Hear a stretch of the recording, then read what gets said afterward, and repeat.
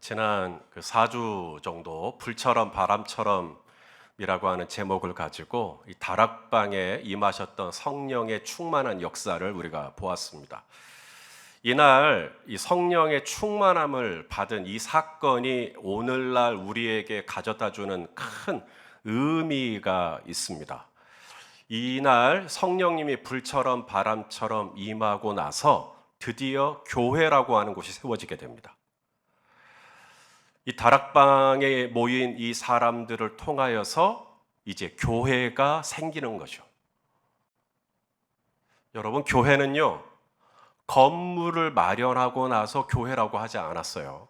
성령으로 충만해지고 나니까 그 사람들이 모여서 교회가 된 겁니다. 교회가 건물이 있다, 참 좋은 일입니다. 그러나 교회는 건물이 없어도 됩니다.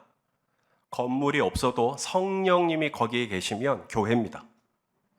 근데 건물은 있는데 성령이 안 계시면 그냥 종교 집단입니다. 교회 아닙니다. 그냥 종교 시설이에요. 성도도 마찬가지입니다. 교회에 등록해야 성도 되는 거 아닙니다. 내 안에 성령님이 계시면 성도가 되는 거고, 내 안에 성령님이 안 계시고 교회에 등록하면 교인이 되는 겁니다. 교회는 교인들에게 열려 있습니다. 교인이 되면 교회 들어갈 수 있어요. 근데 천국은 성도가 되어야만 들어갈 수 있습니다. 내 안에 성령이 있느냐 없느냐, 그것이 교회의 교회됨을 결정하는 것이고, 내가 성도냐 교인이냐, 이것도 내 안에 성령이 있느냐 없느냐가 결정하는 겁니다. 자, 우리 고린도전서 3장 16절 말씀 우리 한번 읽어보겠습니다. 시작. 너희가 하나님의 성전인 것과 하나님의 성령이 너희 안에 계시는 것을 알지 못하느냐. 거기 다락방이지만 성령이 임하니까 교회가 돼요. 다락방도 교회가 될 수 있어요. 성령님이 임하면. 북한의 지하교회? 예, 교회가 될 수 있어요. 성령님이 거기에 함께 하시면. 수정으로, 크리스탈로 멋지게 지은 건물이라 할지라도 성령이 안 계시면 거기는 그냥 종교 시설일 뿐입니다. 교회가 교회의 전통을 자랑하고 우리 교회는 교인 수가 이렇게 되고 그게 교회의 교회됨을 결정하는 게 아니라는 겁니다.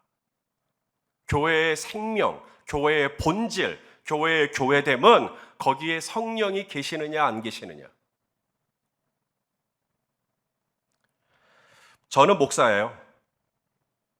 여러분들은 다들 저를 목사님이라고 불러요. 여러분, 목사는 직분입니다. 천국은 직분으로 가는 거 아닙니다. 직분은 있을 수도 있고 없을 수도 있어요. 여러분 회사에 과장이 있고 부장이 있고, 그죠? 팀장이 있고, 그냥 직분입니다. 장로님이 있고 권사님이 있고, 죄송하지만 다 직분입니다. 가끔 우리 성도님들에게 아유 누구 집사님 막 이렇게 인사를 하면 굳이 목사님 저 집사 아니에요. 저 성도예요, 성도. 성도면 어때서요? 여러분, 성도는 직분 아닙니다. 집사는 직분이지만 성도는 직분이 아니에요. 성도가 직분이 되면 성도 위에 집사, 집사 위에 권사, 권사 위에 장로 이렇게 되는 거예요. 이래서 한국교회가 어려워진 겁니다. 직분이 명예직이 됐어요. 직이라는 말은 일을 맡았다는 거거든요. 봉사를 하기 위한 직분인데 어느 날부터 감투가 돼버린 겁니다. 어깨에 힘이 들어가고 뽕이 들어가는 것이 돼버린 거죠. 아주 이상해진 겁니다. 성도는 직분이 아니에요. 성도는 신분이에요. 하나님의 나라는 직분으로 가는 거 아닙니다. 1절에도 제가 여러분에게 유언을 했습니다. 저 죽으면 목사 손희선이라고 이름 쓰지 말고 성도 손희선이라고 써달라고. 성도는 신분이에요. 목사는 직분이고, 직분은 여러분 중에는 목사인 분도 있고 아닌 분도 있고, 목사는 돼도 되고 안 돼도 돼요. 근데 성도는 꼭 돼야 됩니다. 성도 안 되면 안 돼요. 하나님의 백성은 돼야 돼요. 하나님 나라의 시민은 돼야 돼요. 예수 그리스도를 구주로 고백하는 하나님의 백성, 하나님의 자녀, 아빠, 아버지라고 부를 수 있는 양자의 영을 가진 하나님의 자녀는 꼭 돼야 합니다. 천국은 직분으로 들어가는 거 아니에요. 직분 못 받았다고 너무 서운해하지 마세요. 직분은 있어도 되고 없어도 되고. 그러나 성도라고 하는 이건 신분이에요, 신분. 땅에 있는 성도는 존귀한 자니 나의 모든 기쁨이 성도에게 있도다. 성도가 하나님의 기쁨이에요. 성도와 교인이 구별되는 것, 바로 성령입니다. 성령이 있으면 성전이 되는 거고 성령이 있으면 성도가 되는 거예요. 이날 다락방에 불처럼 바람처럼 성령이 임하고 나서 최초의 교회 공동체가 비로소 태어나게 된 겁니다. 내가 이 반석 위에 내 교회를 세우겠다 하신 약속이 이루어진 거죠. 이제 교회가 된 겁니다. 자, 그러면 이날 성령 받은 교회, 성령으로 충만해진 제자들이 교회가 돼서 어떤 일을 했는가 하는 것이죠.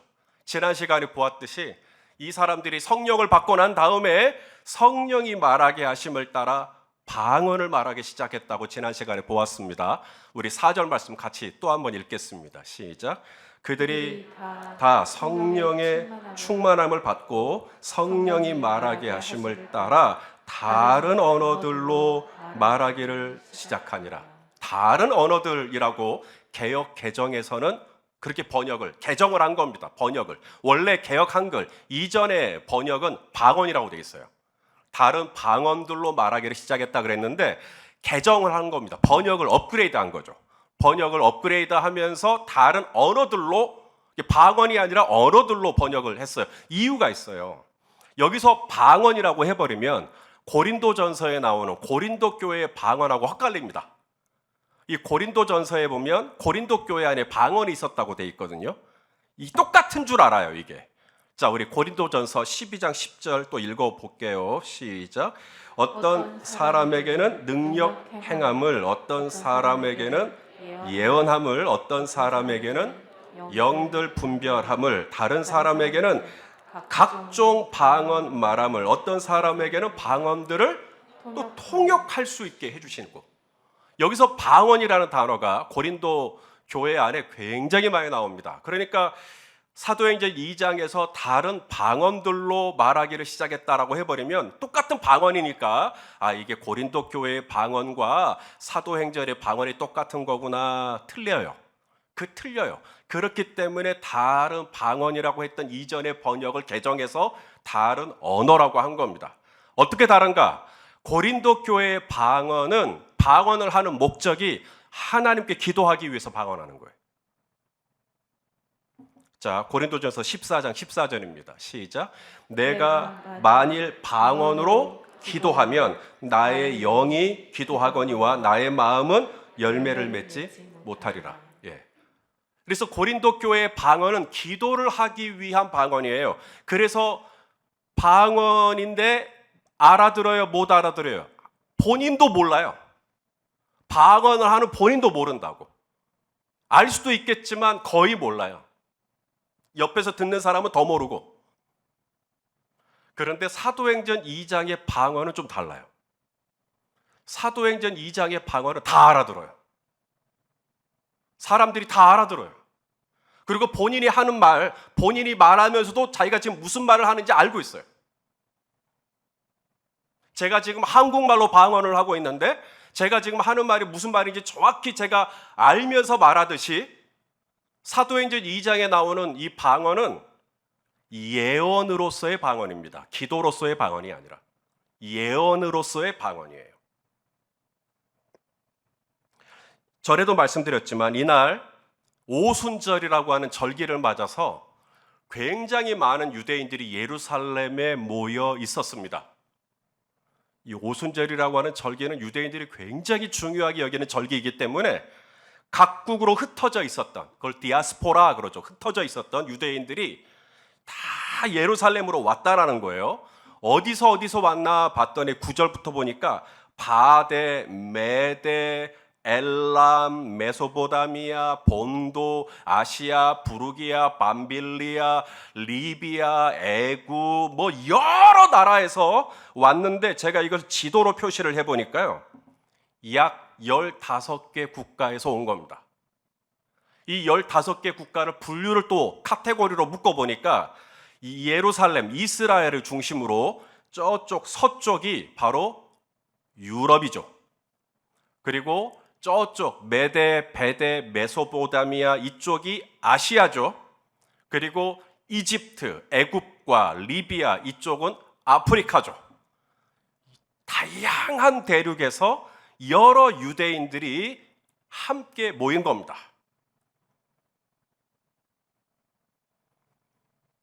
이날 다락방에 120명이나 되는 사람들이 있었는데 그들에게 성령이 임하니까 이분들이 방언을 말하기 시작하는데 이 방언은 못 알아듣는 방언이 아니라 알아듣는 방언. 알아듣는 방언은 예언을 위한 방언이에요.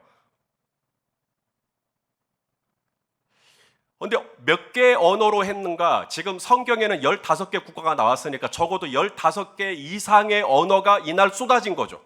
한 번도 배운 적이 없는데 그 말을 술술 하게 된 겁니다. 초자연적인 역사죠. 메데 언어, 바데 언어, 메소포타미아 언어, 아라비아 언어, 리비아 언어, 로마의 언어 이런 것들을 술술술 말하게 된 거죠.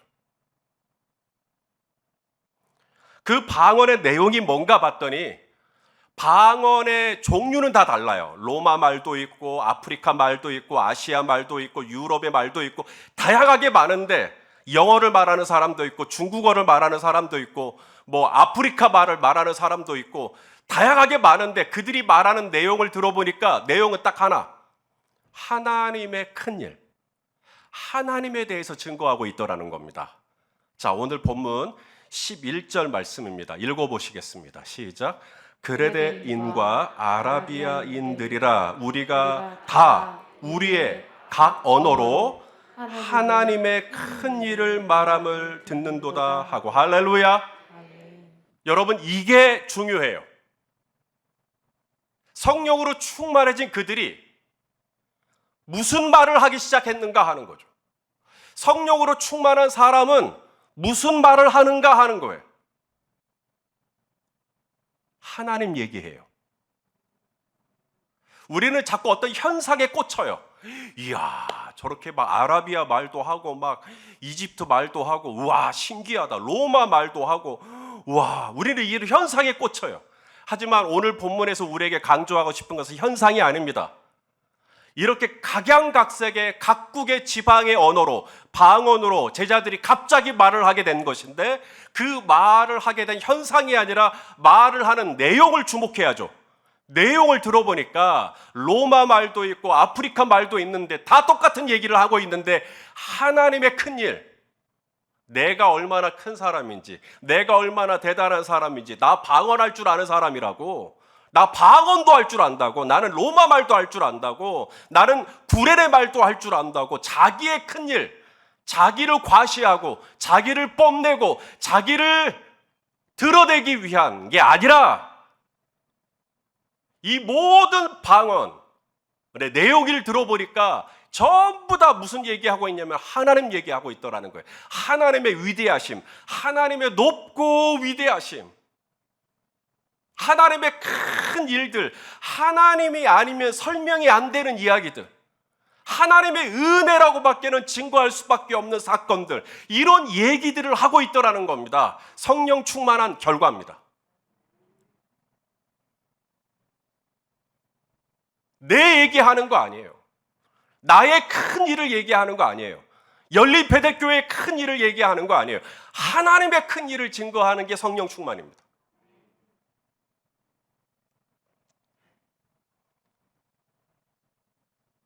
오늘날 같은 주일에 저쪽 남아공에서도 지금 예배를 드리고 있어요. 아프리카 콩고에서도 지금 예배를 드리고 있어요. 이집트에서도 지금 예배를 드리고 있어요. 아마존에서도 예배를 드리고 있습니다. 저기 북한의 지하교회에서도 예배를 드리고 있죠. 중국의 가정교회에서도 예배를 드리고 있습니다. 우리는 다 서로 다른 언어로 다른 지역에서 예배를 드리고 있어요. 그러나 우리가 서로 다른 지역이고 다른 언어지만 오늘 하나님께서 핏값으로 사신 교회가 하는 얘기는 다 똑같아요. 당신이 아시아로 가든 유럽으로 가든 아프리카로 가든 어디를 가든 이 땅에 주님이 핏값으로 사신 교회를 통해 우리가 들을 수 있는 얘기는 딱 하나, 하나님의 큰일. 담임 목사가 얼마나 큰일이 이게 아니라, 저는 가장 이해가 안 되는 것 중에 하나가 굳이 성직자 가운이 또 있거든요. 우리 목회자들이 입는. 그런데 성직자 가운을 벗고 왜 박사 가운을 입죠? 내가 얼마나 큰지를 드러내겠다라는 건가요? 성도들이 한 주간 동안 치열하게 세상에서 살다가 주님의 날, 거룩한 날을 구별하여 이 시간을 하나님 앞에 예배하는 자로 나왔는데, 정말 갈급하고 목마른 심령으로 나왔는데 하나님의 큰 일을 듣고 싶죠. 하나님의 위대하심을 듣고 싶지 않겠습니까? 하나님이 어떤 분인지를 알고 싶죠. 하나님 이야기 듣고 싶지요. 왜 정치 이야기를 합니까? 왜 난데없이 이상한 얘기를 합니까? 하나님의 큰 일을 전해 주십시오. 하나님의 큰 일을 목사님 강단에서 선포해 주십시오. 그게 바로 교회 아닙니까? 예수 그리스도를 구주로 고백하는 저는 모든 성도들이 이 주일에 하나님의 교회에 모여서 기대하는 것 딱 하나라고 봐요. 하나님의 큰 일을 듣고 싶은 거죠.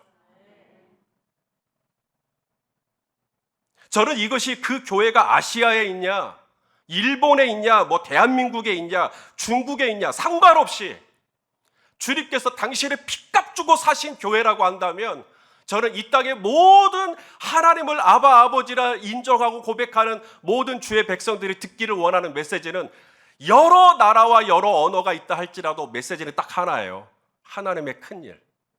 성령 충만한 교회. 성령이 있는 교회가 하는 얘기는 딱 하나, 하나님의 큰일.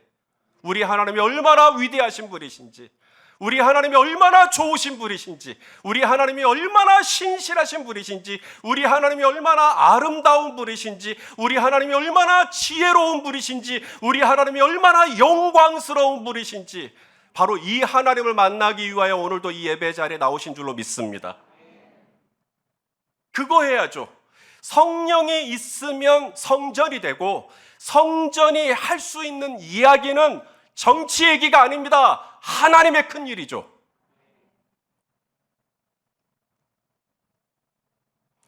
저는 우리 성도님들이 지난 한 주간 정말 치열하게 살고, 정말 예수님이 그랬잖아요. 이리 가운데 양을 보내는 것 같다고.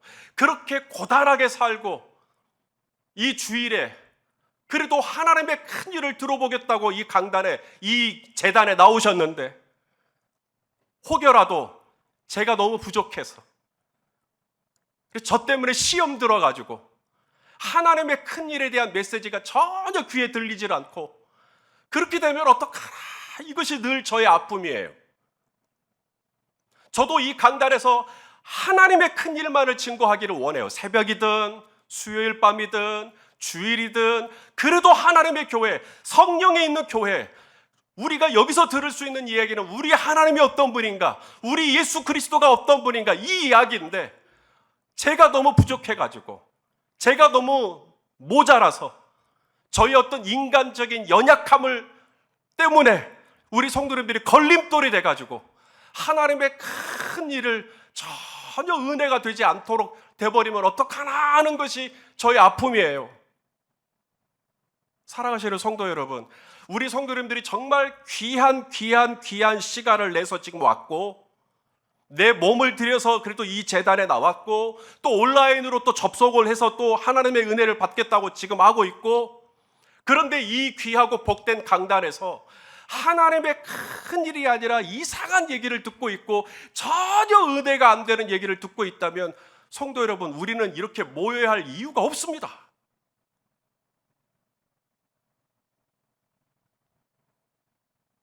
저는 SNS를 해요. 페이스북이라든지 인스타그램이라든지, 지금은 2개밖에 안 합니다. 그곳에 글을 써서 올려요. 사진도 찍어서 올리고요. 저는 성격적으로 어떤 일을 하려고 할 때 동기가 분명하지 않으면 시동이 안 걸리는 스타일입니다. SNS도 마찬가지예요. 하나님, 제가 SNS를 왜 해야 합니까? 제가 SNS에 왜 글을 올려야 합니까? 제가 여기에 왜 사진을 올려야 합니까? 저는 분명한 하나님 안에서의 명분이 주어지지 않으면 안 합니다. 누군가는 SNS를 하는 사람을 가리켜 약간 깎아내리기도 하고, 저도 SNS를 몇 번이고 그만두고 싶었어요. SNS를 하는 것이 마냥 저에게 좋지는 않더라고요. 굳이 안 봐도 되는 댓글들이 달리기도 하고, 메시지 같은 거로 저를 공격하기도 하고, 그럴 때면 이제 SNS 그만둘까? 내가 일일이 다 해명하고 하는 것도 너무 지치는데 SNS 그만둘까? 그냥 나는 연립회대교회 목회만 할까? 이제 그럴 때마다 다시 그래도 SNS를 또 해야겠다. 제가 세 가지로 정리를 좀 해봤어요. 첫째는 뭐냐면 저에게 SNS는 목회의 장입니다. SNS라는 말은 사회적인 관계망을 의미해요. 그런데 저는 목회적인 관계망입니다. 저에게 SNS는. 그곳에서 우리 성도님들과 친구 관계를 맺기도 하고, 우리 성도님들과 메시지를 주고받기도 하고, 성도님들의 일상을 들여다보고, 성도님들은 또한 저의 일상을 들여다보고, 함께 공유하고, 친밀함, 프렌드십이 만들어지죠. 그리고 이 프렌드십이 만들어지면 거기서 신뢰가 나옵니다. 설교는 귀로 듣는 게 아니에요. 설교는 믿음으로 듣는 겁니다. 신뢰로 듣는 거예요. 믿음은 말씀으로, 말씀은 그리스도의 말씀이라고 되어 있는데, 제가 볼 때는 물론 하나님의 말씀을 들음으로 믿음이 생기기도 하지만 믿음이 있어야 말씀이 들려요. 신뢰가 돼야 말씀이 들려요.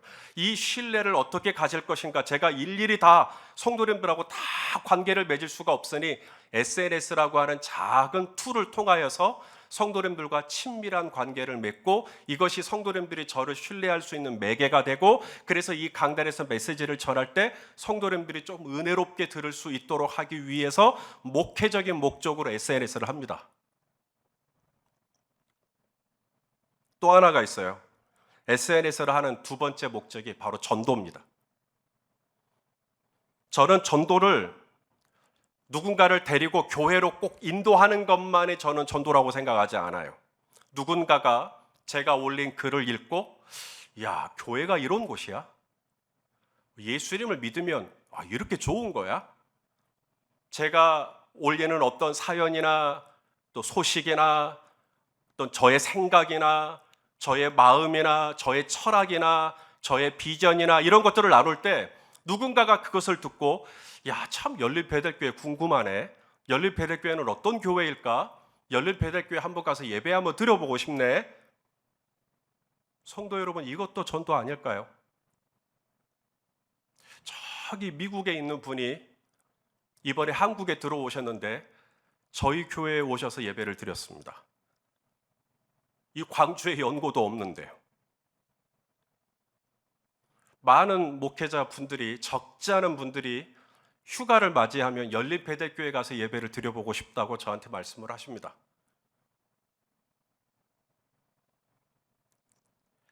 지난주 중에도 스위스에 계시는 한 선교사님이 교회를 개척을 하기를 원하는데 건물을 찾았대요. 그런데 사도행전 강의 말씀을 들은 거죠. 예배 때 연립배들교회에서 하는 예배를 드리고, 그러면서 다락방에서 교회가 시작됐다는 얘기가 이분의 가슴에 들어온 겁니다. 그러면서 남편 선교사님과 함께 우리 집에서 합시다. 그래서 교회를 개척한다는 이야기를, 저에게 소식을 전해주시더라고요. 성도 여러분, 이것도 전도 아닐까요? 교회가 뭐고, 예수님이 뭐고, 하나님이 무엇이고, 이렇게 좋은 것인가? 이렇게 행복한 것인가? 그래서 제 SNS에는 정치적인 얘기가 없습니다. 제 SNS에서는 신학적인 이슈도 없습니다. 제 입장이 없어서가 아닙니다. 저는 일부러 그것을 안 남깁니다. 못 남깁니다. 하나님이 저에게 SNS를 할 수 있는 장을 열어주신 이유가 전도이기 때문에. 그래서 가급적이면 교회의 아름다운 이야기들, 목회의 아름다운 이야기들만 전합니다. 제가 SNS를 하는 세 번째 이유가 있습니다. 바로 저를 지키기 위해서예요. 제가 썼던 글들, 제가 했던 말들이 이후에 저로 하여금 이탈하지 않도록 하기 위해서. 제가 이미 해버린 말이 있기 때문에, 제가 이미 써버린 글이 있기 때문에 저로 하여금 삐딱하게 나가지 않도록 제 자신을 족쇄를 걸기 위해서 글을 쓰는 겁니다. 나를 지키기 위해서, 나로 하여금 해찰하지 않도록 하기 위해서 그 방법으로 제가 나눠요. 성도 여러분, 시간이 남아 돌아서 SNS 하는 거 아니고요. 우리 성도님들이 SNS 하는 이유가 제가 가지고 있는 동기와 같아야 된다고 말씀드리는 것도 아닙니다. 제가 SNS를 하는 이유는 하나님이 어떤 분이실까? 정말 예수님이 어떤 분이실까? 교회가 어떤 곳일까? 이것에 대한 의구심이 들게 만들고 하나님에 대해서 조금 더 마음을 열 수 있도록. 그래서 지난 코로나 기간 중간에 저에게 주셨던 열매 중에 하나는 용인에 사시는 부부인데 가나안 교회 성도였어요. 예수님을 믿지만 교회는 안 나가시는. 근데 이분들이 우연치 않게 유튜브를 통해 열린배대교회를 알게 됐고 이 교회에서 코로나 기간 동안 함께 온라인으로 예배를 드리다가 이분들의 마음속에 교회가 저렇게 좋은 곳이야? 우리는 교회 때문에 상처를 받았는데 교회에서 공동체를 이루어 신앙생활을 한다는 것이 저렇게 좋은 거야? 그래서 저에게 연락을 주셨어요. 다시 교회 찾겠다고. 다시 공동체로 돌아가겠다고. 성도 여러분, 이것도 전도 아닐까요? 이것도 하나님의 큰 일이 아닐까요? 그게 바로 성령의 충만함입니다. 내가 공부를 하는 이유, 내가 저 대학에 굳이 가겠다는 이유, 그것이 나를 잘 먹고 잘 살게 하기 위한 그런 저급한 동기가 아닙니다. 내가 사업을 하는 이유, 내가 장사를 하는 이유, 내가 오늘 미용사 헤어 디자이너인데 내가 오늘 고객의 머리를 정성껏 깎기도 하고 다듬기도 하고 파마를 하기도 하고 하는 이유, 이 모든 이유, 내가 간호사인데 주사 하나를 놓든지 아니면 내가 의사인데 내가 진찰을 한 명을 더 보고 수술을 하나 더 하는 이 모든 동기가 나의 일신을 위한 게 아니라 하나님이 어떤 분인가를 드러내고 하나님을 증거하기 위하여 내가 이 일을 하고 있다면 살아가시는 성도 여러분, 그게 바로 성령 충만이에요. 내가 춤을 춰도 하나님을 위해서 춤을 추고 내가 노래를 불러도 하나님을 위해서 노래를 부르고 내가 악기를 연주해도 하나님을 위해서 내가 연주를 하고 내가 학원을 경영해도 하나님을 위해서 하고 내가 국밥 한 그릇을 팔아도 하나님을 위해서 하고 이 모든 동기, 내가 하는 사업을 통해 내가 하는 일체를 통해 하나님의 큰 일이 드러난다? 그게 바로 성령 충만입니다. 저는 우리 성도님들이 이번 한 주간에도 하나님께서 붙여주신 바데인, 메데인, 엘람인, 메소포타미아인, 부르기아인, 밤빌리아인, 이집트, 리비아, 로마, 내 주변의 사람들을 막 붙여주실 거예요. 그들이 내가 하는 일을 통하여서, 내가 하는 사업을 통해, 내가 하는 일체 행위를 통해 정말 하나님의 큰 일을 보고 들을 수 있을까? 정말 하나님 믿으면 저렇게 좋은 거구나. 교회 다니면 저렇게 좋은 거였네. 신앙생활 한다는 것이 저렇게 유익한 거였네. 나의 일체의 삶을 통하여서 하나님의 큰 일이 증거되고 나타날 수만 있다면 살아가시는 성도 여러분, 그게 바로 성령 충만이에요. 교회에서 찬송하고 교회에서 목장 모임하고 교회에서 봉사하고 교회에서 헌금하고 그게 성령 충만. 물론 그것도 성령 충만해야겠지만 그것만이 아니라고요. 성령 충만은 교회 안에서 할 게 아니라 교회 바깥에서 하셔야 돼요. 내가 글을 하나 쓰더라도 하나님을 위해서, 내가 사진을 하나 찍더라도 하나님을 위해서, 내가 코 흘리게 코를 닦아주는 일이 있다 할지라도 하나님을 위해서, 이 모든 일들이 바로 성령의 충만함이고 성령 충만함으로 말미암아 이번 한 주간 우리 성도님들을 저와 여러분을 통하여서 하나님의 큰 일, 하나님의 하나님 되심이 증거될 수 있기를 예수 그리스도 이름으로 축원합니다. 기도하시겠습니다. 존귀하신 하나님 아버지, 오늘도 우리 성도님들을 이 거룩한 주일에 불러 모아주시고 우리를 성령으로 충만케 해주시고 이제 또 우리를 세상으로 파송하시려고 하시는데, 주여 우리가 정말 불처럼 바람처럼 성령으로 충만함을 입고 우리가 하는 일체의 행위를 통하여서 하나님이 어떤 분인지 증거되고 나타낼 수 있도록 하나님 인도하여 주시옵소서. 예수님의 이름으로 기도하옵나이다. 아멘.